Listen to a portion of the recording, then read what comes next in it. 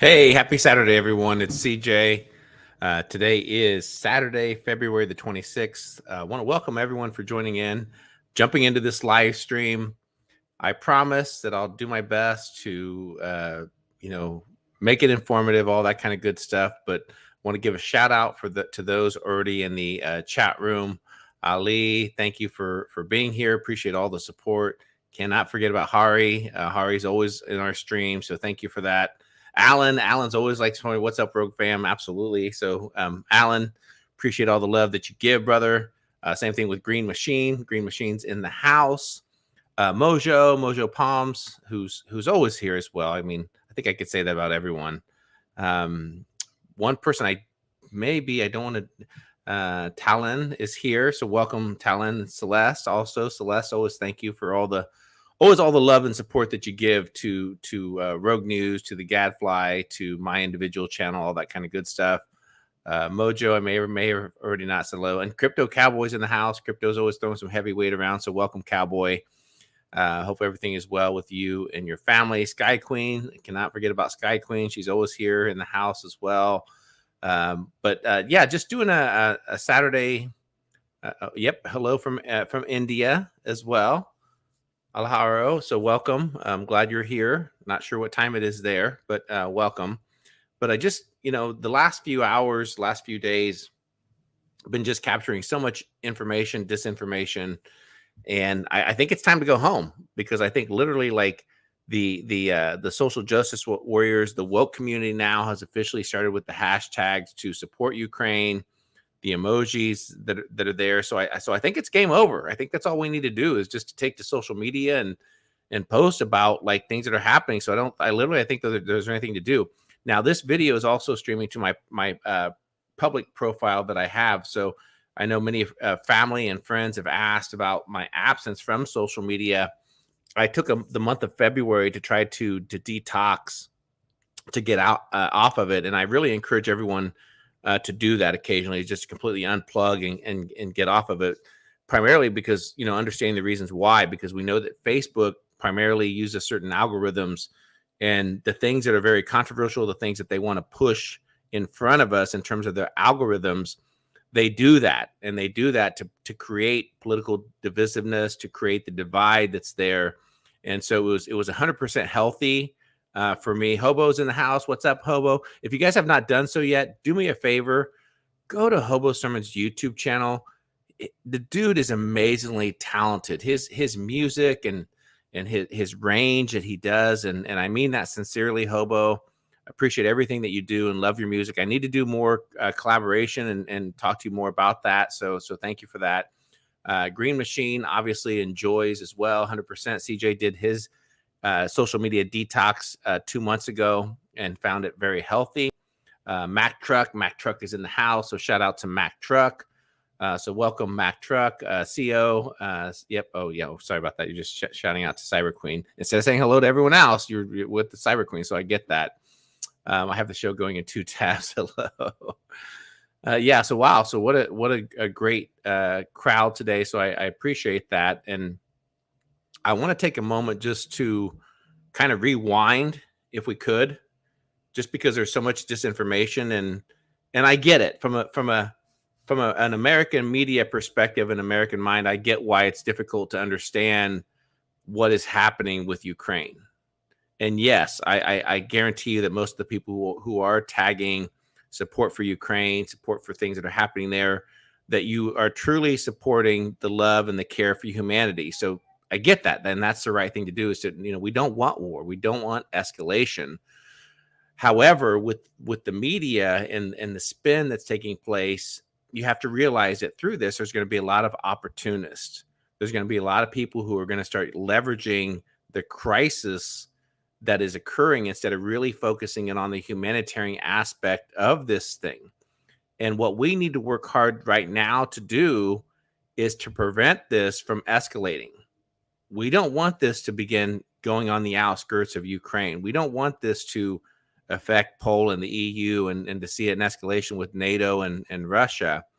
And my fear is this. My fear is there's so much propaganda that is being leveraged right now, and hence the reason why I titled this facts, fiction, and propaganda hysteria, is because that's the attempting to do. I've watched so many videos when I go to the gym, whatever I'm doing, I always constantly taking in information. And there's so much propaganda right now. So many people that are leveraging this not only for propaganda, but also for financial reasons. You have to understand this, that when you look at the entire sector of what's occurring right now, we're seeing a massive amount of financial incentives taking place. We saw it through the last situation that we just went through with big pharma. A lot of people receiving billions, if not trillions, of dollars from U.S. taxpayers, and now they're leveraged the same thing for the military industrial complex that's taken place. The reason why I say I want to rewind this for just a brief moment is because I think there's some information that I think everyone needs to hear and understand. The situation with Ukraine and what has evolved is not new. And when I hear people in the mainstream media, when I hear these analysts on a lot of other channels say this caught us completely off guard, this caught us completely off surprise, there should have been absolutely zero reason for that to occur. There's been several analysts, including V at Rogue News. V said that Ukraine is where the dollar goes to die. And I tried to search for that video the other day, and I could not find it either. We just have so much content that's out there. I'm not taking a victory lap here, but I want to tell you that literally, like everything that V and the work that we've done on Rogue News, even the Gadfly, things that we have specifically talked about are true, are happening right now. And people want to act like it's a surprise. Like they want to say that we can't not believe that Vladimir Putin did this, that Russia did this. And I'm not here to place blame. I'm not here to point fingers at anyone. I'm not here to try to attempt to do the political divisiveness, the attempt there by both parties to really take a victory lap, to say that we told you so. Like if Trump would have been in office, this never would have happened. You know, all that type of narrative that's taken place. What I'm here to tell you is this: is that we have some work to do, and if we don't start truly analyzing and truly understanding what's happening in Ukraine, the potential there for an escalation is a reality. It could. And my concern is this: my concern is that I'm seeing a lot of doubling and tripling down on the narrative because truly understanding the situation. So I want to hit a quick rewind, and I'm going to bring in a couple of conversations that are fairly dated. And I want to thank London Paul, also Pepe Escobar, because these videos have been shared. But we've known about this crisis occurring in Ukraine for several years. So this is nothing new. And so for us to pretend that it is, and I've already stated that, so I'm not going to rehash that. So let's not pretend the situation with Ukraine is a surprise. We knew it was inevitable. We knew this was going to happen. And I'm not mad at you if you haven't been placing or paying attention, because there's just so much going on. So I want to rewind for just a moment, and I want to rewind. But first, before I do that, if you have not done so yet, please do me a favor. Hit that subscribe button on CJOMC Open Mic Cast. Again, this is kind of a beta channel, if you will. I'm really doing it more because I want to engage in conversation. I really would love for the people not only that are participating in the chat room, but I purposely put the link into StreamYard because I want to listen. I want to hear it, and I want to get other people involved in the conversation, because I think the more that we listen to not only people that agree with us, but people that don't agree with us is even better. And we can have those conversations. We don't have to become the cancel culture that occurs for so many reasons. So hit that subscribe button. Again, I haven't done any reactions yet. I plan on doing that, but I need to get my emotions in check first before I react to some of the content that's out there. And then also, if you want to follow me on my social platform, which is on Twitter, it's at producer CJ1. So if you could do me a favor and do that, I'd greatly appreciate that. So let's jump into some conversations. So we need to understand first and foremost that this is well predicted. And I want to thank London Paul. I think also Pepe tweeted this out. And this video here is dated back for quite a minute that this video came out. And I can't remember the exact date. 6 years ago. There it is right there. Duh, I didn't need to read. So analysts and prediction on Ukraine. And this is from 6 years ago. Okay. And I'm going to play this video. And you can all read the screen here that, quote unquote, the West is leading Ukraine down the primrose path. And the end result is Ukraine is going to get wrecked. Okay, so let's listen to this conversation. If after it starts playing, if everyone could do me a favor and just give me a thumbs up and let me know the audio is coming through, I'd appreciate it, since I'm flying solo. So here we go. But I actually think that what's going on here is that the West is leading Ukraine down the primrose path. And the end result is that Ukraine is going to get wrecked. And I believe that the policy that I'm advocating, which is neutralizing Ukraine and then building it up economically and getting it out of the competition between Russia on one side and NATO on the other side, is the best thing that could happen to the Ukrainians. What we're doing is encouraging the Ukrainians to play tough with the Russians.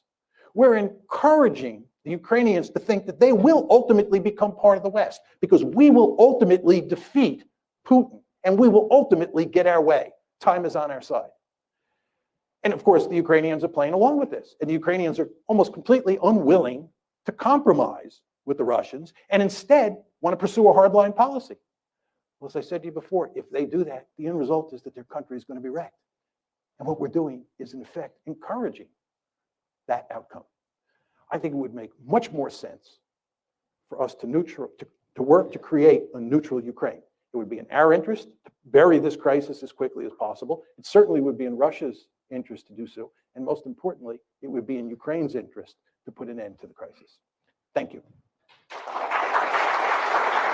But I actually think that I'm almost tempted to play that again, because it thank you, Hobo, for the audio. Yeah, it purposely states what has taken place here.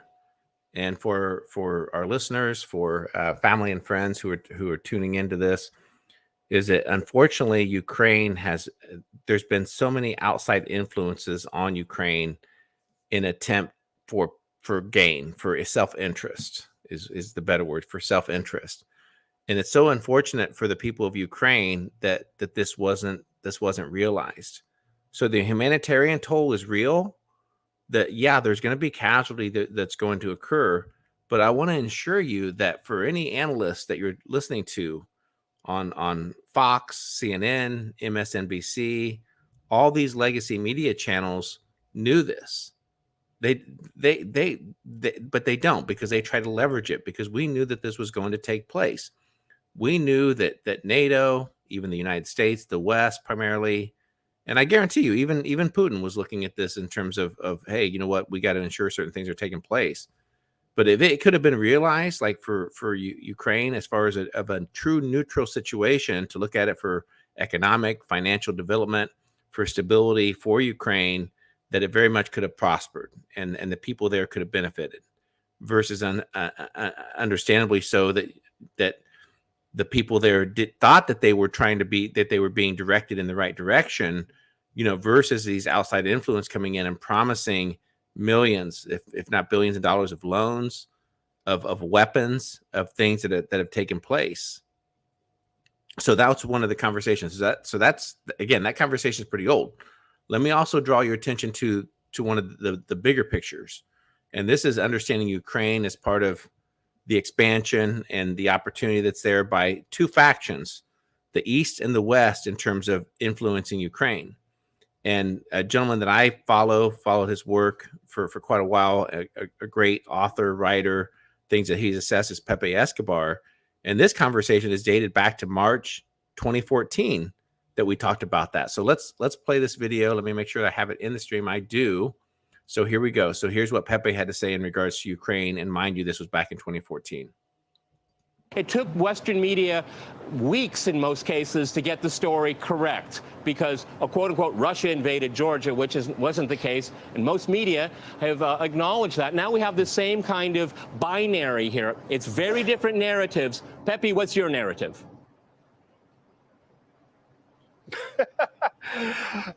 Should we go back to Iraq in 2003 in terms of credibility of Western corporate media? So forget about this. Look, the big picture is the new great game in Eurasia. Russia is the Eurasian nation by definition, and Ukraine is the swing nation at the heart of Eurasia. For the US, for NATO, and for some European nations, not all of them, there is a lot of divergence in Brussels as well. It's absolutely essential to, as they put it, conquer Ukraine for the West. So this is a binary thing. It's an either-or operation. either they are with us or they are going to be gobbled up by Russia. It's not reality. The reality is that Ukraine is split into roughly. Western Ukraine is more westernized, and Eastern Ukraine emotionally, politically, economically, industrially is linked to Russia. So ideally, we should have a government of national union, in fact, trying to steer Ukraine into the future. After what we had, which was a reload of an orange revolution, which, by the way, even if it goes on, it's going to fail, just like the first one failed when we have IMF structural adjustment ahead. It's not going to happen because the antagonistic people who are in power in Kiev at the moment, they are antagonizing Eastern Ukraine, South Ukraine, and Russia at the same time. So obviously, this is too complicated for Western corporate media to explain. Okay, Martin, how do you see things playing out right now? Because right now, So I think everyone got the gist of it, and it's so true what Pepe perfectly explained. You know what's happening there, and that's the challenge in the events unfolding. For people to say, well, we don't get it, and I get it because a lot of people don't do this. I do this primarily because it was a hobby, and hobby turned passion, turned profession a little bit, if you will. I don't consider myself a media type person in time that, but I'm involved with it one way or the other. But there's some things that are very obvious, and I don't think that people understand this. Like when they say, well, what happened to Ukraine? Why was there so much concern in regards to Russia? Why did they become so concerned with Ukraine? So the first thing that I want to draw your attention to is this, is that many of you may not know that for the last several years, there's been a major attempt to provide Ukraine a vast majority of military technology, equipment, both offensive and defensive, which is in violation in terms of the Minsk agreement. And this is driving it. This is an article. This was dated of January 25th of this year. What is driving Turkey's increasing military cooperation with Ukraine? As the world looks wearily at the Russian buildup along the Ukrainian border, the Turkish government has been quietly ramping up its delivery of weapons and equipment to Kiev in recent months at the cost of angering Moscow. Besides obvious economic benefits, the ongoing technology transfers with Ukraine could bolster Turkey's own military capabilities at a time when its defense industry is being crippled by U.S. sanction. Just last month, U.S. President Joe Biden signed a bill allowing the American government to track and assess the national security implications of Turkey's expanding drone program. According to, I'm not even trying to Yorick, an Istanbul-based geopolitical analyst who runs the Bosphorus Observer, a consultancy group amazingly maritime activities on the Turkish Straits, the Turkish government is now desperately trying to offset what he calls, quote-unquote, political blunder of the century, getting kicked out of the F-35 Joint Strike Program after buying the Russian-built S-400 air defense systems. So for quite a minute now, Turkey has been providing drones, other type of technology to Ukraine, which, again, this was not part of the agreement that was laid out several years ago. We also have some pretty irresponsible comments have taken place, and there's some people who try to spin this. Some people were like, well, he did it jokingly. He's a former comedian, and he really didn't mean what he said. And what he said was, and again, this was, to me, was kind of reckless of what President Zelensky suggested, was that Ukraine may pursue nuclear weapons to counter Russia. That's the equivalent of the Mexican president stating that Mexico wants to get involved in nuclear weapons programs here to counter the United States. Okay, that's the equivalent of it. Hopefully everyone gets this, okay? So this is the equivalent of Mexico saying, hey, you know what? We're going to put nuclear weapons on the border because we just want to ensure everything's in check. Do you think that the United States would allow that to happen? Frame that up. Spend some time on that, okay? For those people who, again, and I'm just going to say it, there are many guilty people here in regards to this escalation with Ukraine. But think about that for a moment. Do you think for a moment that if Mexico said, hey, we're starting a nuclear weapons program, and in Monterrey, Mexico, we're gonna start building a base, and we're gonna start putting nuclear weapons right there and get them ready in case the United States ever happen. What do you think that would happen? Okay, do you think that the United States would idly sit by and allow that to take place and allow that to happen? Look what happened in history. Look at Cuba. Look at the Cuban Missile Crisis and understand why that took place. Granted, there's some difference there, but at the same time, it falls back to national sovereignty and sovereignty of state, of security, of doing the right things to protect your people. And rightfully so, I would want to ensure that in the United States that we are doing the same thing to help protect, our country. That's one of the founding things in terms of defense. But to simply state openly that Ukraine did absolutely nothing to provoke, or that they were an innocent party in this escalation, is completely wrong. And that's what the mainstream narrative is trying to tell you right now. So agree or disagree if you want. Feel free to comment, post. I'm not a Russian sympathizer.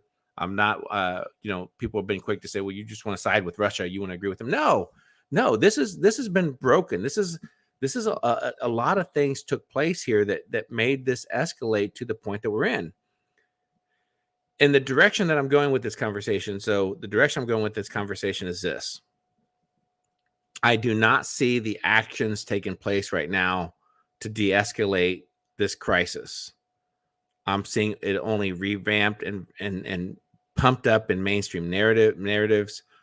I'm watching the news tell us that Vladimir Putin has ambitions of the original Soviet Union. He wants he wants to renew the entire Soviet Union. This is his legacy. That's his attempt. So once he gets done with Ukraine, he's going to go to Poland. He's going to go to the rest of Europe and try to, he's a new Nazi. He's the new, he's the new Hitler of Europe. And so we're seeing all these narratives that are being built. And specifically, what do I mean by we're doubling and tripling down? What do I mean by that? And I get the sense for the Ukrainian people that there's a sense of pride, right? There's a national pride to say, hey, you know what? I'm going to take up arms. I'm not running. I'm going to defend my country. So that I do applaud. There's some sense of that. However, don't be misdirected. Don't be misdirected by the influence that's occurring. And I don't want our country, which is going to happen, I don't want our country to be responsible for sending innocent Ukrainian civilians to their death because of an ignorant agenda that's unfolding. And that's what's taking place. That's what's happening. They're not getting good advice. They're not getting good direction. Instead, it's being spun. It's being used for propaganda. I didn't put this in the last part, but I'm going to do this right now. I want to thank, I can't remember who posted this originally, but many Americans do not realize. Many people around the globe probably do not realize this. But there was an attempt, a massive attempt to really not only weaponize Ukraine in terms of weapons, but also biological weapons that were being developed.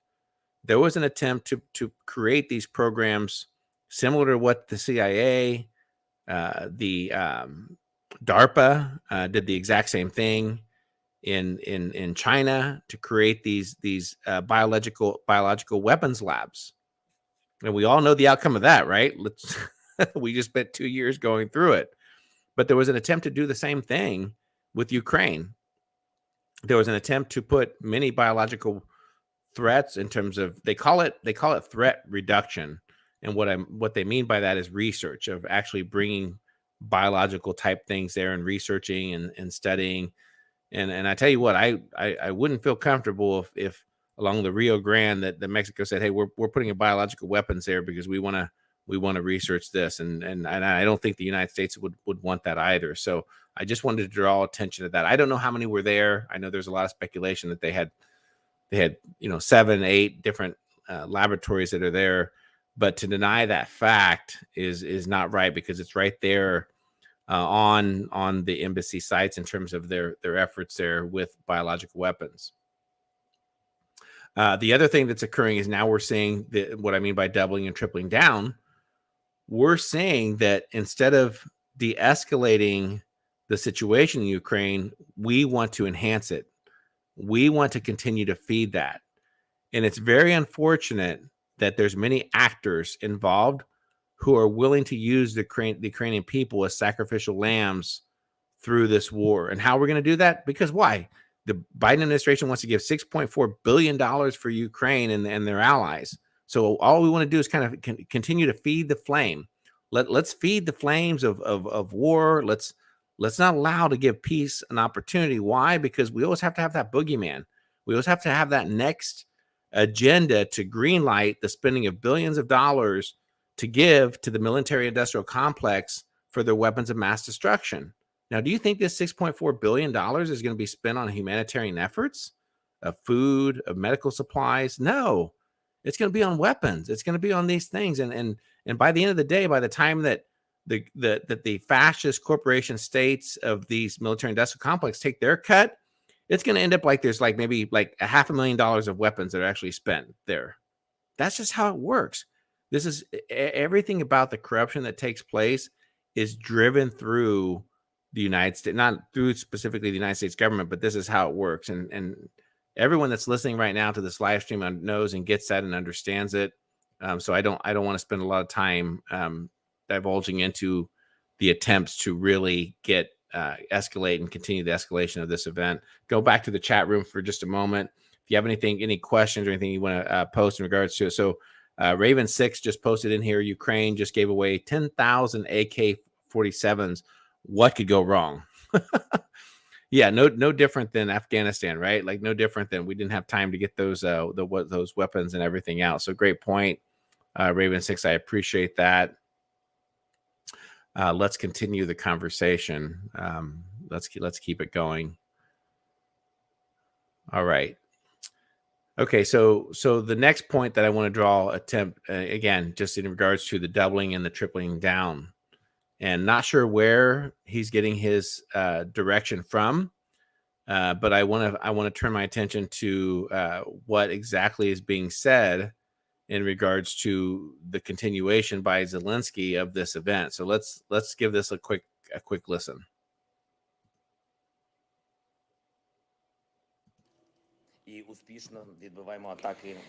We are successfully holding back the enemy's attacks. We know that we're defending our land, the future of our children. Kiev and the key areas are controlled by our army. The occupiers wanted to set up their puppets in our capital. They didn't succeed. On our streets in Kiev, in Vasilkov, Vyshgorod, and in the fields, there was a proper fighting going on. The enemy was using all its weapons, artillery, paratroopers, all weapons. They're hitting residential areas. They're trying to destroy energy infrastructure. They are hitting the residential buildings, and everyone should help us to stop this occupation. Ukrainian people deserve to become member of the EU, and this would be a signal of your support to Ukraine. And this discussion should be closed. We discussed this today with European leaders.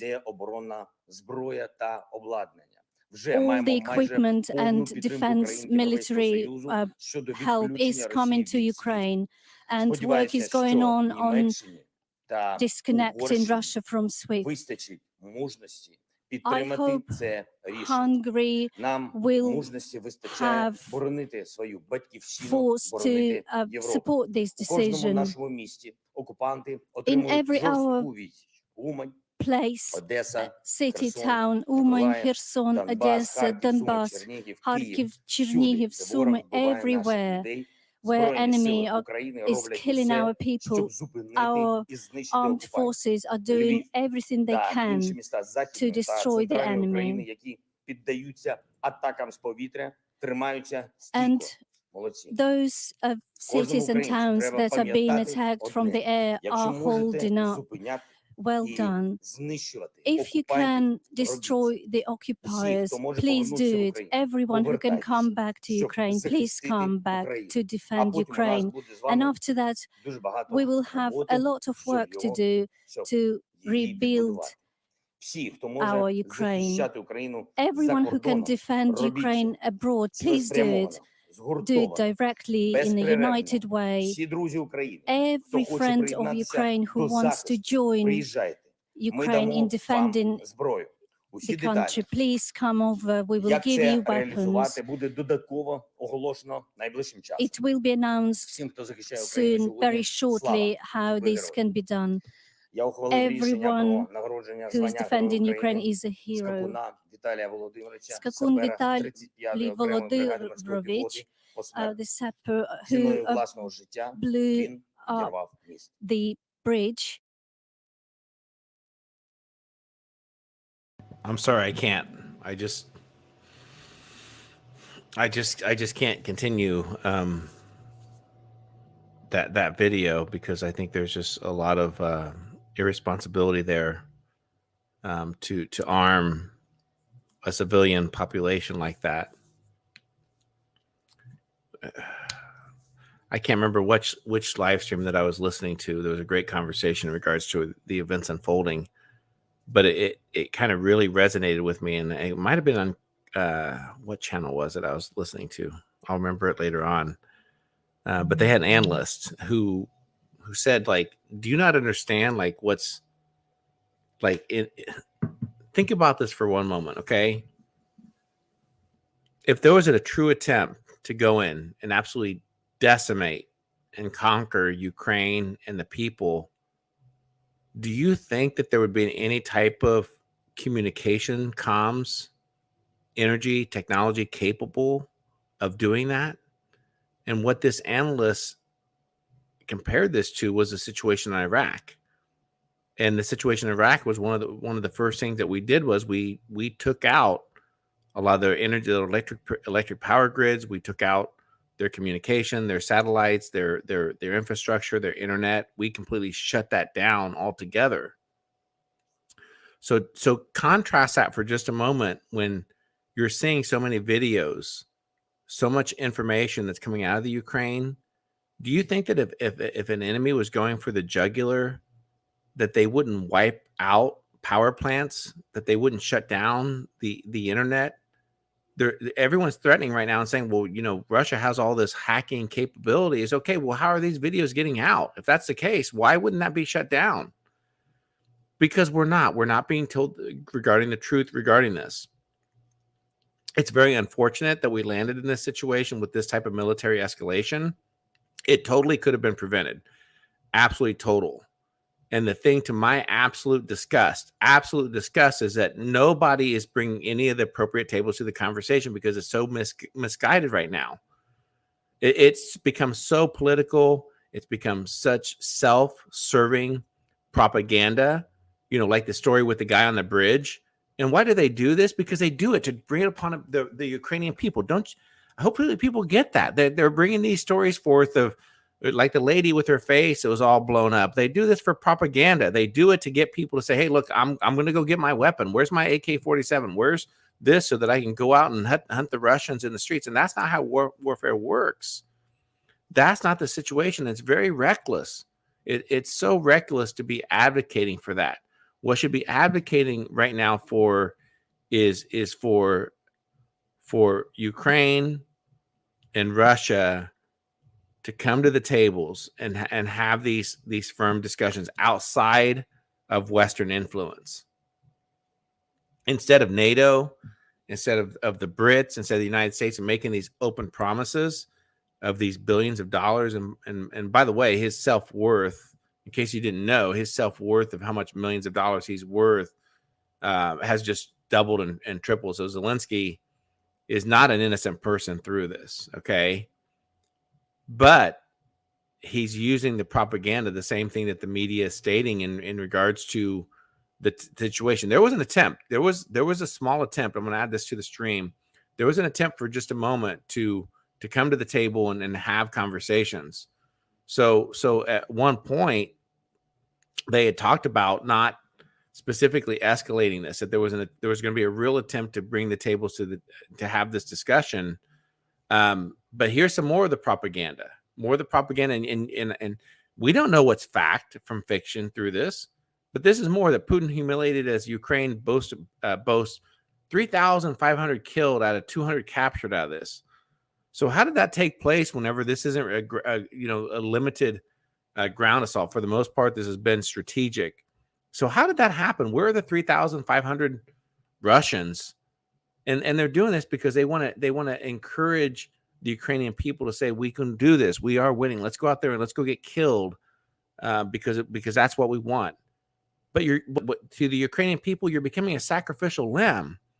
You don't understand what's taking place. Just the best thing that you can do right now is to force your government, your leadership, to say, look, get with Russia. Let's discuss this. Let's bring about some type of peace, some type of a ceasefire, even just for a little bit, to assess where things are, versus a major escalation. This is the other propaganda.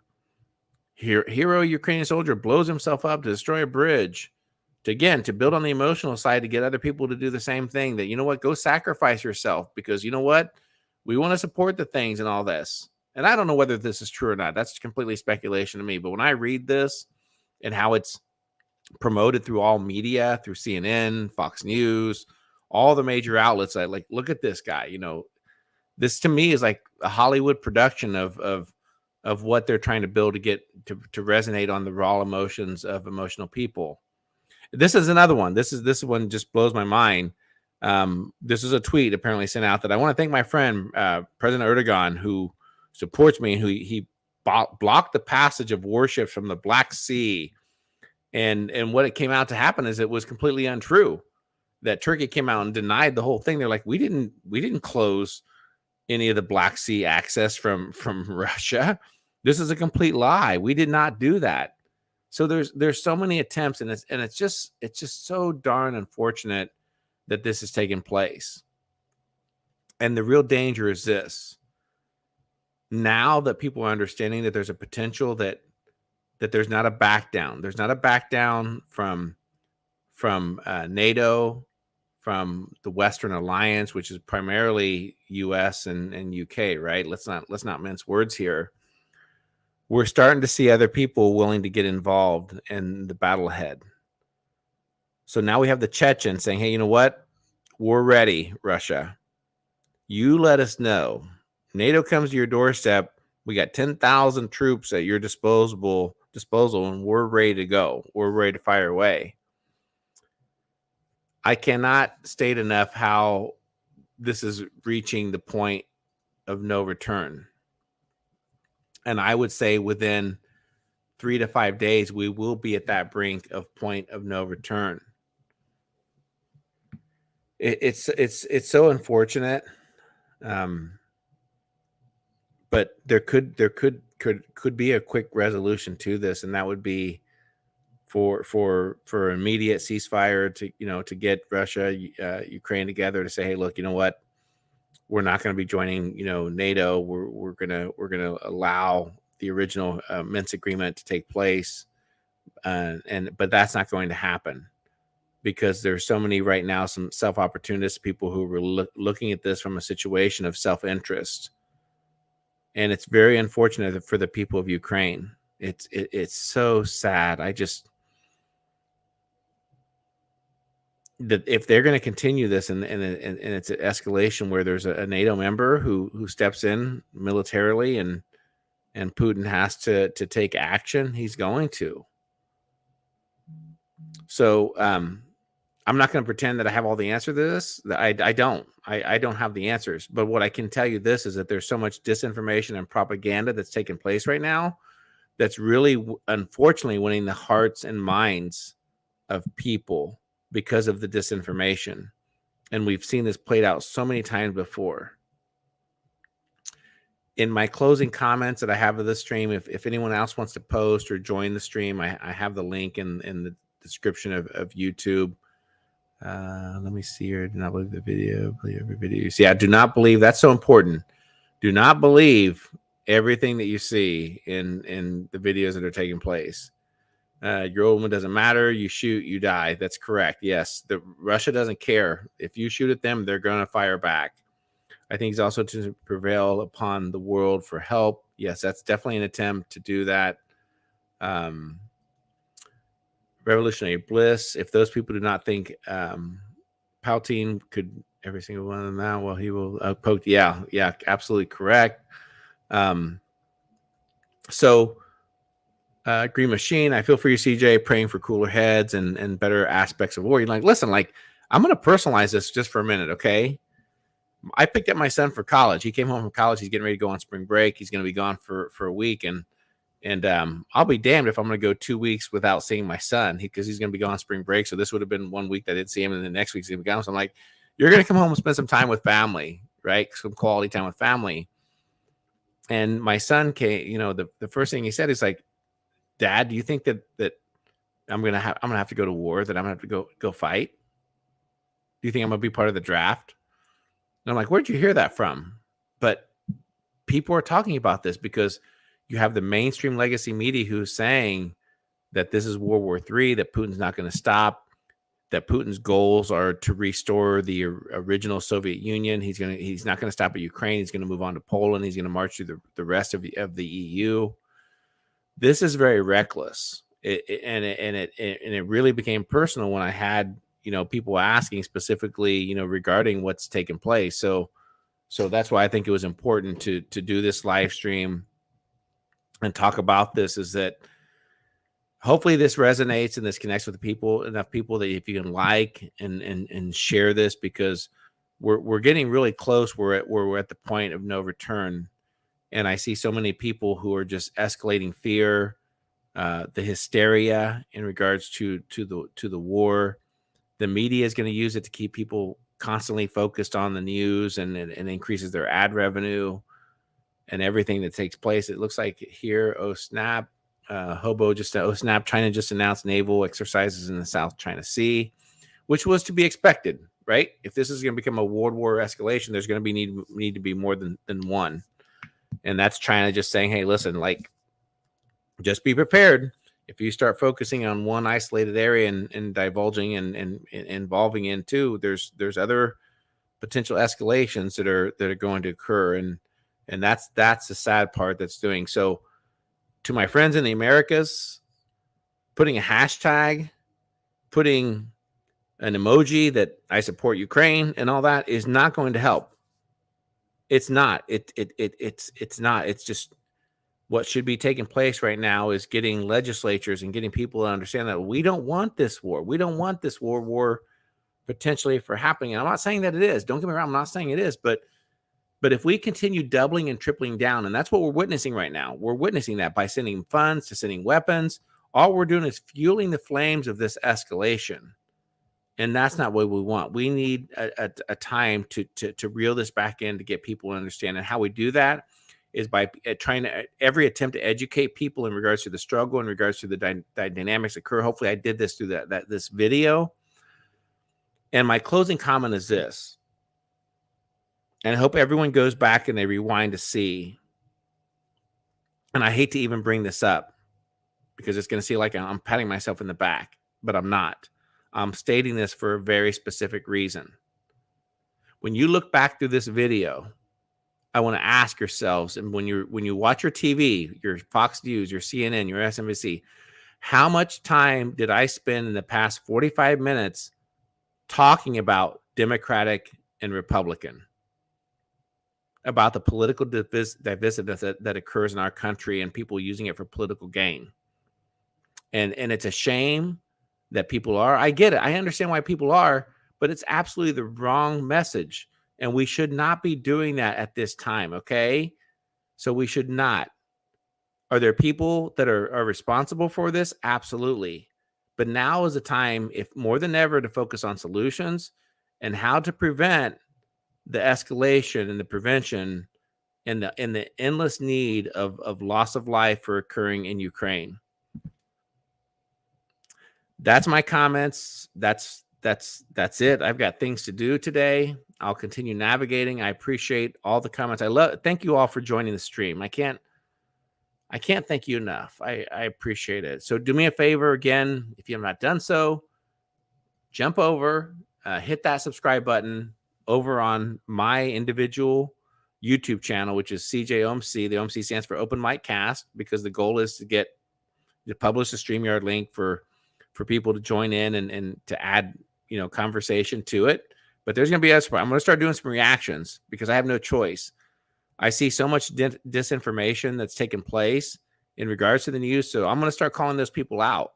I'm going to start playing their videos and tearing apart what they're saying and the escalation. I think that's one way of countering, instead of just allowing it to continue and listening, is an attempt to take that apart, take that narrative apart when you see people that are leveraging it for disinformation and financial and economic gain. And then also personally, you can follow me on my personal Twitter handle, which is at producer CJ1. It's good to be back. I haven't done a whole lot on my personal social media feed again, because I took the month of February for just more of a detox. Just had so much, going on personally, things that I had to take care of the home front. But again, peace, love, prosperity for all. We can win, but it's gonna take a lot more than just a post. It's going to take everyone individually to do your own research, to do the resolve, to really question what's taking place. So thank you all for tuning in. This is CJ. Everyone have a great Saturday evening, afternoon, wherever you are in this world. And let's hope that, again, prayers that this does not escalate to more than what's taking place, and that we can eliminate the needless loss of life in Ukraine. Everyone take care. God bless and love you all. Thank you.